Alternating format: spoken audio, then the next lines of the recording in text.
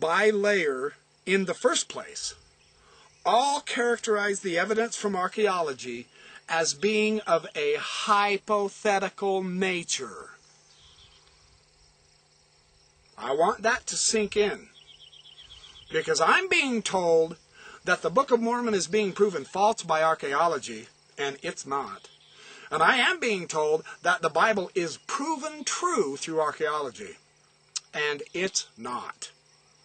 Archaeology doesn't deal in proofs, it deals in hypothetical natures, according to the scholars. A best hypothesis to explain the available data is possible, but to call this the truth, or to attribute to such evidence the power to authenticate, verify, or prove the accuracy of the Bible, that is a completely other matter. That is not possible. It's not even the goal of the biblical archaeologist. How many of these guys do I have to quote to you folks in order to show you the serious problem you have when you tell us the Bible is proven by archaeology and the Book of Mormon is proven false by archaeology? You are just simply ignorantly proposing an impossible situation. Why should I listen to you with anything you have to say? Why should any of us, when we have the experts saying something else? That's my serious question to you. I suggest you do some homework. That's what the backyard professor does. And I will show you in thousands of tapes that that's what we have to do. We have a lot of work to do yet before we even get to proposing the idea, maybe, of proof anywhere about anything. It is against the very nature of archaeological evidence to propose that archaeology confirms the book of books, the Bible. Such a perspective betrays a complete lack of understanding of archaeological evidence, and even worse, a radically wrong-headed comprehension of the biblical sources themselves. Boy, he says it stronger than I just did, doesn't he? The biblical records partake of the same characteristics and limitations as other historical sources. It is not their nature to be true or false. Did you get that? Even the nature of the Bible, let alone archaeology, is not to be either true or false. We can develop a best hypothesis in analyzing the biblical sources, but truth is quite something else. The contention that archaeological evidence substantiates the historical truth of the Bible shows a complete misunderstanding of archaeology and of the Bible. Now I no longer have to say, hey, the biblical archaeology says that. The backyard professor says that. Paul W. Lapp, whom I will gladly side with on this, pretty good source to work with, he says the exact same thing. Lapp even goes further, however, in saying something very serious. He says not only do those who say archaeology proves the Bible, not only do they misunderstand archaeology, and not only do they misunderstand the Bible, listen to what else he says. This is all on page 90. What about the assertion that this purported accuracy of the Bible is a vindication of the Christian faith? To me, this displays a complete failure to grasp the nature of the Christian faith. Those who propose archaeology proves the Bible, they not only don't understand a thing about archaeology, they don't understand anything about the Bible. They don't even comprehend the nature of their own Christian faith. Now that's got to hurt for those of you who are pretending archaeology has proven the Bible. That has got to hurt. World-class scholars saying, you're ignorant.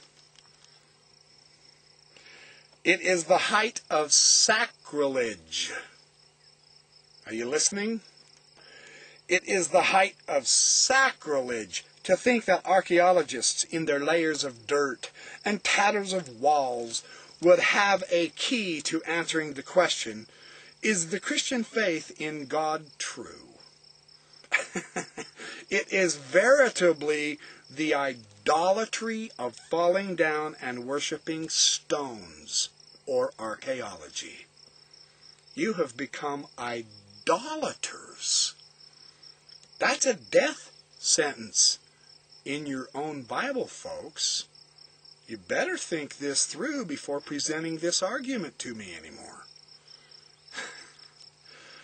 If a Palestinian archaeologist controlled material decisive for determining whether the Christian faith is vindicated for our time, perhaps he should consider the God behind God. He should be considered the God behind God.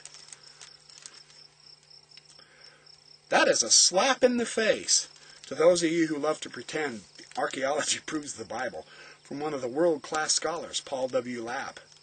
I would seriously rethink your positions, guys and gals, if this is your proposition.